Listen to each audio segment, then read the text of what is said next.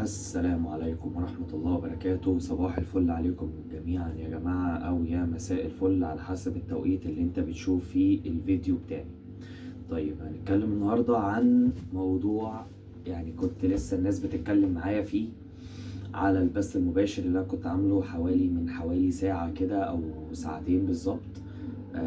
بيتكلموا عن موضوع فوز دونالد ترامب بالانتخابات الأمريكية وتأثيرها على فيزا السياحة أو اللوتري، أو حتى الناس اللي جوه أمريكا وبتحاول إن هي تعدل وضعها عن طريق اللجوء والأمور المختلفة دي. بس قبل ما أخش في الفيديو ده، آخر مرة هنبه يا جماعة، أنا كنت قايل إن الفيديو بتاع امبارح هو هيكون آخر مرة، بس عرفت إن هي لسه مكملة. كنت بحسب إن امبارح يوم 7 آخر فعلا بقى المرة دي آخر مرة أنبه على التقديم للهجرة العشوائية.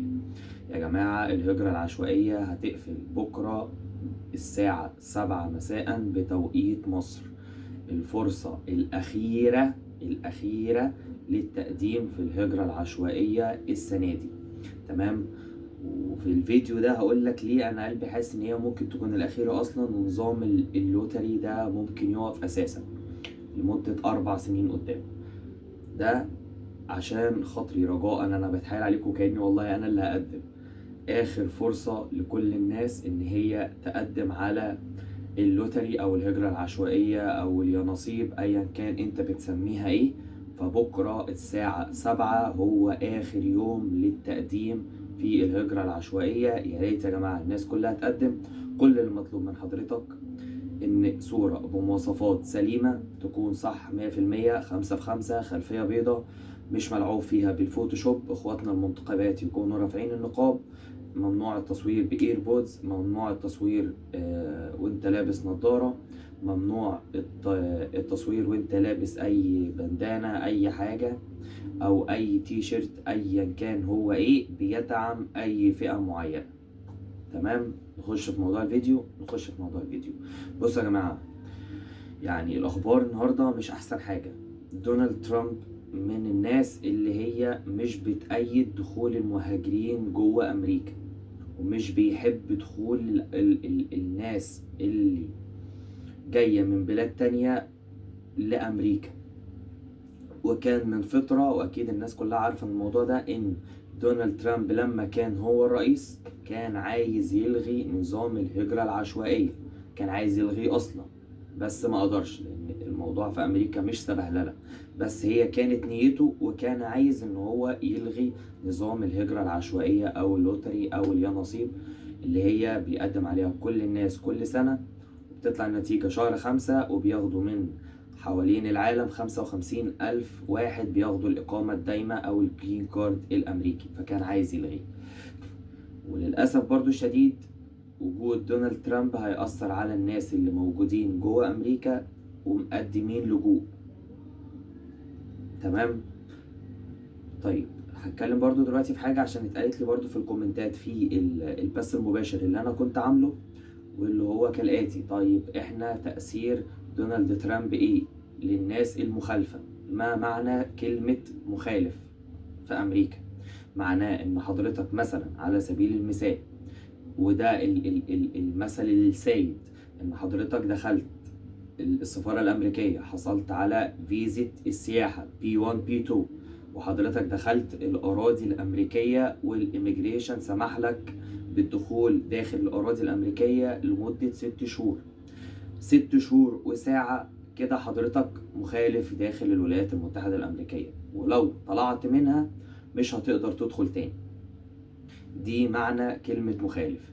طيب دونالد ترامب، المشكلة يا جماعة إن الامريكان بي مش بيحب المهاجر، او مش بيحب الشخص اللي هو مثلا معاه فيزا سياحة واشتغل بفيزا سياحة. ليه؟ بكل بساطة هحاول اشرح لك الموضوع بكل بساطة. انا او انت مثلا دلوقتي دخلنا امريكا بفيزا سياحة، اشتغلنا اندر ذا تيبل بقى وتحت الترابيزة وبتاع. فانا دلوقتي انا باخد فلوس من امريكا ومش بدي امريكا حقها، بمعنى اصح مش بدفع ضرايب. تمام. دي اول نقطة. دي طبعا بالنسبة لهم كارثية. بصوا يا جماعة، أمريكا اعمل فيها أي حاجة، أي حاجة ممكن تعدي، أي حاجة ممكن تعدي إلا التهرب الضريبي. ده بالنسبة لهم زي عندنا هنا كده الكبائر. أي حاجة بالنسبة لهم عادي إلا إن أنت شخص تكون متهرب من الضرايب.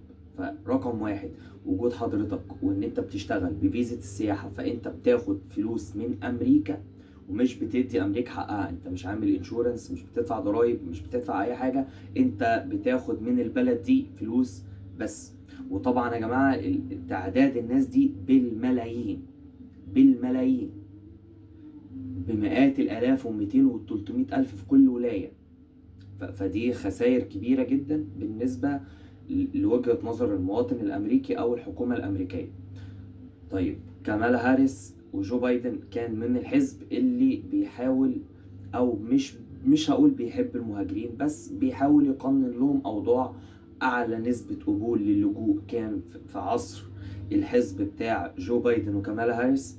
فالناس دي يعني مش هقول لك بتحب المهاجرين يا جماعه، يعني بالنسبه لهم هم ما بيحبوش حد، هو اهم حاجه المصالح يعني. بس القوانين بتاعتهم مش صارمه زي دونالد ترامب والحزب بتاعه. فأول مشكلة بتقابل المجتمع الأمريكي إن أنت شخص بتاخد فلوس ما بتديش أمريكا حقها. ده رقم واحد. رقم اتنين، وجودي ووجود حضرتك مثلا بفيزة سياحة وإحنا كاسرين وبنشتغل، بالنسبة للمواطن الأمريكي مشكلة. مشكلة تانية إيه يا عم أحمد المشاكل اللي أنت جاي تقولها لنا النهاردة دي؟ هقولها لحضرتك. هو مثلا شخص معاه أوراق، معاه سوشيال ومعاه ورك بيرميت ومعاه أوراقه، تمام. لما يجي هو يشتغل فهو بياخد السعر القانوني. فليكن على سبيل المثال ان هو مثلا الساعة بتاعته ب20 دولار، تمام. هو طبعا ده راجل قانوني فبياخد حقه ومحدش يقدر يتكلم معاه. طيب هيجي مثلا احمد دلوقتي، انا معايا فيزة سياحة وكاسرها والدنيا ضرباني السلك خالص وعايز اشتغل اي حاجة، فبقوم جاي رايح مثلا صاحب الشغل ده، طب انت هتدي الراجل ده 20 دولار، اديني انا يا باشا 10 دولار، 9 دولار، 8 دولار، وهعمل لك الشغل بتاعه والضعف، ممكن بجودة احسن كمان. فانت كده بدأت الناس المخالفين، وانا شرحت لكم ما معنى كلمة مخالف داخل امريكا. فبيبدأ بقى الفئة دي من الناس ان هي كمان بتاخد فرص العمل من المواطن الامريكي او من كل شخص معاه اقامة وموجود بشكل قانوني داخل الولايات المتحدة الامريكية. دي المشكلة التانية. فدونالد ترامب بيعرف يلعب على الحاجات دي كويس قوي، زائد ان هو بما يرضي الله فعلا. وحتى لما انا كنت في امريكا، اصحابي الامريكان كانوا بيقولوا ان الراجل ده، اتقالت لي لفظيا، بيعرف يجيب الدولار للشعب الامريكي، بيعرف يخلي الاقتصاد الامريكي رقم واحد. قالت لي حاجة تانية، ان هو بيدي القيمة للمواطن الامريكي في جميع دول العالم زي زمان. يعني المواطن الامريكي بيتعمل له 1000 مليون حساب في عصر دونالد ترامب. محدش يفهم كلامي ان انا مثلا ضد، بالعكس والله انا اكتر واحد كنت عايز كمالة تكسب ايه، لان انا عايز الناس تخش وعايز الناس تعدل وضعها وعايز والله وربي شاهد على اللي في نيتي. فهي دي القصة، وحاولت ابسطها لك على قد ما اقدر. استخراج فيز السياحة هيبقى صعب بس مش مستحيل. يعني انا شخص اهو، انا بقول لك مش مستحيل. في عصر جو بايدن كان كمية رفض كبيرة جدا وهم عايشين حمامة سلام، وبيقول لك لا احنا بنرحب بكل الناس وامريكا فاتحة جناحاتها للعالم كله. كان في نسبة رفض كبيرة جدا. ومش انا اقول لكم كده يعني يا اخواتي، كلنا دخلنا السفارات الامريكية او كلنا سمعنا او الكلام ده كله، تمام. فمش مقياس. هتقل، هي هتقل بس مش مستحيلة. قدم وتوكل على الله. اللوتري، الشخص ده لغاه، والحزب بتاعه ركب كل مناصب الدولة في الانتخابات الأخيرة دي.